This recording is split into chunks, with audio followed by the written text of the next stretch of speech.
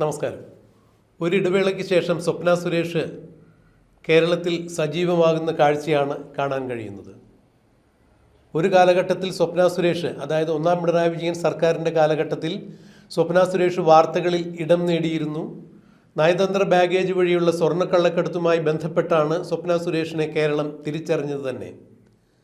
എന്നാൽ നയതന്ത്ര ബാഗേജ് വഴിയുള്ള സ്വർണ്ണക്കള്ളക്കടത്തിൽ തന്നെ ഒരു ടൂളായി അന്നത്തെ മുഖ്യമന്ത്രിയായിരുന്ന ഒന്നാം പിണറായി വിജയൻ സർക്കാരിൻ്റെ കാലത്ത് മുഖ്യമന്ത്രിയുടെ ഓഫീസിലെ പ്രിൻസിപ്പൽ സെക്രട്ടറി ആയിരുന്ന എൻ ശിവശങ്കരൻ തന്നെ ഇത്തരം കാര്യങ്ങൾക്ക് വേണ്ടി ഉപയോഗിക്കുകയായിരുന്നു എന്നാണ് പിന്നീട് ജയിൽ മോചിതയായ സ്വപ്ന സുരേഷ് ഇക്കാര്യത്തിൽ കേരളത്തോട് വിശദീകരണം നൽകിയത്. പിന്നീട് സ്വപ്ന സുരേഷ് കേരളത്തോട് ഞെട്ടിക്കുന്ന പല വർത്തമാനങ്ങളുമാണ് പങ്കുവച്ചത്. പിണറായി വിജയൻ്റെ കുടുംബവുമായി ബന്ധപ്പെട്ട നിരവധി അഴിമതി ആരോപണങ്ങളുടെ ഓരോരോ കഥകളാണ്, അല്ല എന്നുണ്ടെങ്കിൽ ഓരോരോ സംഭവങ്ങളാണ് അക്കമിട്ട് അടയാളപ്പെടുത്തി സ്വപ്ന സുരേഷ് പൊതുമാധ്യമങ്ങളിൽ വന്നു നിന്ന് പറഞ്ഞത്. എന്നാൽ സ്വപ്ന സുരേഷ് ഇത്തരത്തിലുള്ള വെളിപ്പെടുത്തലുകൾ നടത്തുമ്പോഴെല്ലാം പിണറായി വിജയനോട് അടുത്ത ബന്ധുക്കളോ സ്വപ്ന സുരേഷിൻ്റെ പേരിൽ ഒരു പെറ്റി കേസ് പോലും അത്തരം കാര്യങ്ങളിൽ എടുത്തിരുന്നില്ല എന്നുള്ളതും എടുത്തു പറയേണ്ട വസ്തുതയാണ്.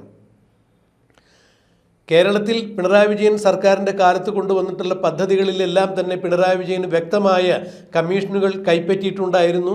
അല്ലെങ്കിൽ കമ്മീഷനുകൾ നേടുന്നതിന് വേണ്ടിയാണ് പിണറായി വിജയൻ ഇത്തരത്തിലുള്ള പദ്ധതികൾ ആവിഷ്കരിക്കുന്നത് എന്നുവരെ സ്വപ്ന സുരേഷ് പറയുകയുണ്ടായി.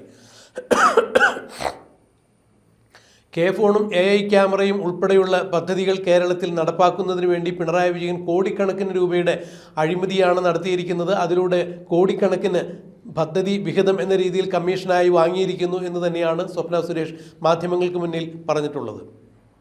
പിണറായി വിജയനെ സംബന്ധിച്ചിടത്തോളം എവിടെയെങ്കിലും ഒന്ന് പ്രസംഗിക്കുമ്പോൾ അവിടെ മൈക്ക് ഒന്ന് ഹൗൾ ചെയ്യുകയോ അല്ല എന്നുണ്ടെങ്കിൽ ആരെങ്കിലും ഏതെങ്കിലും തരത്തിൽ ഏതെങ്കിലും രീതിയിൽ അഭിപ്രായ പ്രകടനങ്ങൾ നടത്തുകയോ ചെയ്തു കഴിഞ്ഞാൽ അവരെ കസ്റ്റഡിയിലെടുക്കുകയും അറസ്റ്റ് ചെയ്യുകയും പിന്നീട് പോലീസ് സ്റ്റേഷനിലേക്ക് കൂട്ടിക്കൊണ്ടുപോവുകയും മണിക്കൂറുകളോളം അല്ലെങ്കിൽ അടുത്ത ദിവസം വരെയും പോലീസ് സ്റ്റേഷനിൽ ഇരുത്തുന്ന കാഴ്ച നാം കണ്ടിട്ടുണ്ട്.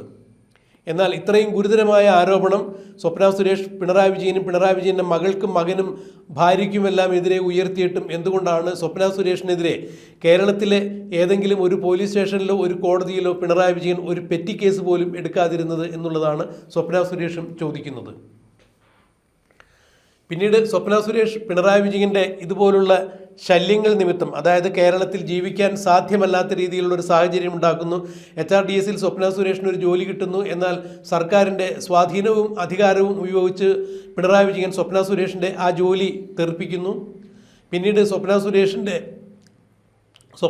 സുരേഷ് താമസിക്കുന്ന ഇടങ്ങളിലെല്ലാം പോലീസിനെ ഉപയോഗിച്ചുകൊണ്ട് എന്തെങ്കിലുമെല്ലാം കാരണങ്ങൾ പറഞ്ഞ് റെയ്ഡ് ചെയ്യുന്ന സ്വാഭാവികമായ നടപടിക്രമങ്ങളാക്കി മാറ്റി. അതുകൊണ്ട് സ്വപ്ന സുരേഷ് പിന്നീട് ബംഗളൂരുവിലേക്ക് താമസം മാറുന്ന കാഴ്ചയാണ് നാം കണ്ടത്. എന്നാൽ ബംഗളൂരുവിൽ സ്വപ്ന സുരേഷ് താമസിക്കുന്ന സമയത്ത് MV ഗോവിന്ദൻ പറഞ്ഞു എന്ന് പറഞ്ഞുകൊണ്ട് ഒരാൾ സ്വപ്ന സുരേഷിനെ സമീപിക്കുകയും പിണറായി വിജയനും കുടുംബത്തിനും എതിരെയുള്ള എല്ലാ ആരോപണങ്ങളും പിൻവലിച്ചുകൊണ്ട് നിങ്ങൾ പൊതുവായി മാപ്പ് പറയണം, അങ്ങനെയാണെങ്കിൽ നിങ്ങൾക്ക് വിദേശത്തോ അല്ല എന്നുണ്ടെങ്കിൽ മറ്റേതെങ്കിലും സംസ്ഥാനത്തോ പോയി സുഖമായി ജീവിക്കാനുള്ള പണം ഞങ്ങൾ തരും, അത് എത്രയാണ് എന്നുള്ളത് നിങ്ങൾക്ക് തീരുമാനിക്കാം, കോടി രൂപ തരും എന്നുള്ളത് തന്നെയായിരുന്നു. എൻ്റെ ഓർമ്മ ശരിയാണെങ്കിൽ ഏതാണ്ട് 40 കോടി രൂപ എന്നു മറ്റാണ് അന്ന് പറഞ്ഞിരുന്നത്. എന്നാൽ സ്വപ്ന സുരേഷ് അതെല്ലാം പുച്ഛിച്ച് തള്ളുകയാണ് ചെയ്തത്. എൻ്റെ ജീവിതം താറുമാറാക്കിയ ആളുകൾക്ക് അതിൻ്റെ വില ഞാൻ മനസ്സിലാക്കി കൊടുക്കും എന്നുള്ള ദൃഢനിശ്ചയത്തോടു കൂടി സ്വപ്ന സുരേഷ് തൻ്റെ നിലപാടിൽ ഉറച്ചു നിന്നതോടെ ആ പരിപാടി റദ്ദാവുകയായിരുന്നു. എന്നാൽ ഇത്തരം ഒരു പരാമർശം സ്വപ്ന സുരേഷ് നടത്തിയതിൻ്റെ പേരിൽ MV ഗോവിന്ദൻ സ്വപ്ന സുരേഷിനെതിരെ 1 കോടി രൂപയ്ക്ക് മാനനഷ്ടത്തിന് തളിപ്പറമ്പ് കോടതിയിൽ മാനനഷ്ട കേസ് കൊടുക്കുകയായിരുന്നു. സ്വപ്ന സുരേഷ് ആ MV ഗോവിന്ദൻ അയച്ച നോട്ടീസിന് ഒരു മറുപടി പോലും അയച്ചില്ല. ധൈര്യമുണ്ടെങ്കിൽ എനിക്കെതിരെ കേസെടുക്കൂ, 1 കോടി രൂപ പോയിട്ട് 1 രൂപ പോലും ഞാൻ MV ഗോവിന്ദന് തരാൻ പോകുന്നില്ല, ഞാൻ മാപ്പ് പറയാനും പോകുന്നില്ല, മാപ്പ് പറയണം എന്നുണ്ടെങ്കിൽ ഞാൻ വീണ്ടും എൻ്റെ അമ്മയുടെ വയറ്റിൽ ജനിക്കണം എന്നാണ് സ്വപ്ന സുരേഷ് അന്ന് മാധ്യമങ്ങൾക്ക് മുന്നിൽ പറഞ്ഞത്. പിന്നീട് MV ഗോവിന്ദൻ ആ കേസുമായി മുന്നോട്ട് പോകുന്ന കാഴ്ച കേരളം കണ്ടതുമില്ല. ഇന്നിപ്പോൾ സ്വപ്ന സുരേഷിനെ വിജിലൻസാണ് വിളിച്ചു വരുത്തിയിരിക്കുന്നത്. അതായത് പ്രളയ ദുരിതാശ്വാസത്തിൻ്റെ ഭാഗമായി വടക്കാഞ്ചേരിയിൽ ലൈഫ് മിഷൻ പദ്ധതിയുമായി ബന്ധപ്പെടുത്തി പാവപ്പെട്ടവർക്ക് ഫ്ലാറ്റ് നിർമ്മിച്ചു കൊടുക്കുന്നതുമായി ബന്ധപ്പെട്ട ഒരു കേസിലാണ് സ്വപ്ന സുരേഷിൻ്റെ മൊഴിയെടുക്കുന്നതിന് വേണ്ടി ഇപ്പോൾ വിജിലൻസ് വിളിച്ചു വരുത്തിയത്. വിദേശ ജീവകാരുണ്യ സംഘടനയായ റെഡ് ക്രസൻറ്റിൽ നിന്നും ഏതാണ്ട് 14 കോടി രൂപയാണ് യൂണിടാക് എന്നൊരു കമ്പനിയിലേക്ക് ലൈഫ് മിഷൻ ബന്ധപ്പെട്ട് വന്നത്. അതായത് പാവപ്പെട്ടവർക്ക് ലൈഫ് മിഷൻ പദ്ധതിയുടെ അടിസ്ഥാനത്തിൽ പണിഞ്ഞു കൊടുക്കുന്ന വീടിൻ്റെ കരാറുകൾ കൊടുത്തിരുന്നത് യൂണിടാക് എന്ന സന്തോഷ് ഈപ്പൻ്റെ കമ്പനിക്കാണ്. അങ്ങനെ റെഡ് ക്രസൻറ്റ് എന്ന വിദേശ ജീവകാരുണ്യ പ്രവർത്തന സംഘടനയിൽ നിന്നും 14 കോടി രൂപ 14.48 കോടി രൂപ സന്തോഷ് ഈപ്പൻ്റെ അക്കൗണ്ടിലേക്ക് വരുന്നു. ആ അക്കൗണ്ടിൽ നിന്നും 4.36 കോടി രൂപ വിവിധ ആളുകൾക്കായി കമ്മീഷൻ കൊടുക്കുന്നു. അതിൽ സ്വപ്ന സുരേഷിനും കമ്മീഷൻ കിട്ടിയിട്ടുണ്ട്. ഏതാണ്ട് 36 ലക്ഷം രൂപ അവർക്ക് കിട്ടിയിട്ടുണ്ട്. വീണ വിജയന് കൊടുക്കുന്നതിന് വേണ്ടി 1 കോടി രൂപ ഇവരുടെ ലോക്കറിൽ പിന്നീട് ശിവശങ്കരൻ കൊണ്ടുപോയി വച്ചിരുന്നു എന്നുള്ളത് അന്നേ അറിയപ്പെട്ടിരുന്നതാണ്, അന്നേ അത് വിവാദമായിരുന്നതാണ്.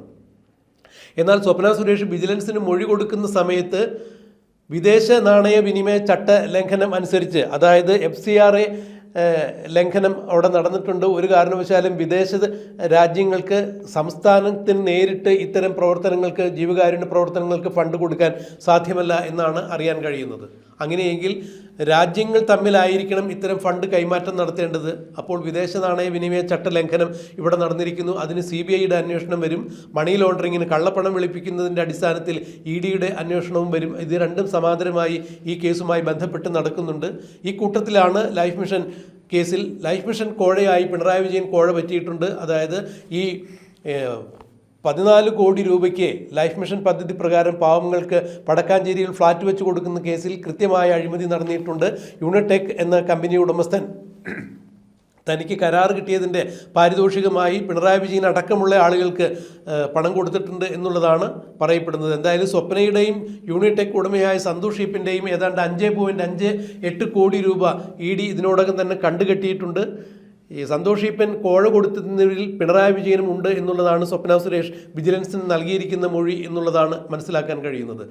സ്വർണ്ണക്കള്ളക്കടത്ത് കേസ്, അതുപോലെ ഖുറാൻ്റെ ചട്ടയിൽ സ്വർണം പൊതിഞ്ഞു കടത്തി എന്നുള്ള കേസ്, ഈന്തപ്പഴത്തിൽ സ്വർണം കടത്തി എന്നുള്ള കേസ്, ബിരിയാണി ചെമ്പ് വഴി സ്വർണം കടത്തി എന്നുള്ള കേസ്, മാത്രമല്ല നയതന്ത്ര ബാഗേജ് വഴിയുള്ള ഡോളർ കടത്ത് എന്നിങ്ങനെയുള്ള പല കേസുകളുമായി ബന്ധപ്പെട്ട് നിർണായകമായ മൊഴികളാണ് സ്വപ്ന സുരേഷ് പല ഏജൻസികൾക്ക് കൊടുത്തിട്ടുള്ളത് എന്നാണ് അറിയുന്നത്. അല്ലെങ്കിൽ ഇത്തരം ചില കാര്യങ്ങളുമായി തൻ്റെ കയ്യിൽ വിലപ്പെട്ട രേഖകളുണ്ട്, ഇത് താൻ അന്വേഷണ ഏജൻസികൾക്ക് കൈമാറും എന്ന് തന്നെയാണ് സ്വപ്ന സുരേഷും പറയുന്നത്. എന്തായാലും വിദേശ നാണയ വിനിമയ ചട്ട ലംഘനം ഈ ലൈഫ് മിഷൻ കേസുമായി ബന്ധപ്പെട്ട് നടന്നിരിക്കുന്നു. പിണറായി വിജയനും സന്തോഷ് ഈപ്പൻ കോഴ കൊടുത്തിട്ടുണ്ട് എന്നുള്ളതാണ് പറയുന്നത്. അങ്ങനെയെങ്കിൽ മുഖ്യമന്ത്രി തന്നെ സംസ്ഥാനത്ത് പാവപ്പെട്ടവർക്ക് പ്രളയ ദുരിതാശ്വാസത്തിന് അനുവദിക്കപ്പെട്ട് വിദേശത്ത് നിന്ന് വന്ന ഒരു ഫണ്ടിൽ കൈയിട്ട് വാരി എന്ന് തന്നെയാണ് ഇപ്പോൾ സ്വപ്നയുടെ മൊഴി പ്രകാരം മനസ്സിലാക്കേണ്ടത്. അങ്ങനെയെങ്കിൽ തീർച്ചയായും ഈ കേസിൻ്റെ അന്വേഷണം മുന്നോട്ട് പോകുമ്പോൾ CBIയും EDയും ഒരുമിച്ച് അന്വേഷണം വരും. കൂടാതെ വിജിലൻസും ഇപ്പോൾ അന്വേഷിക്കുന്നു.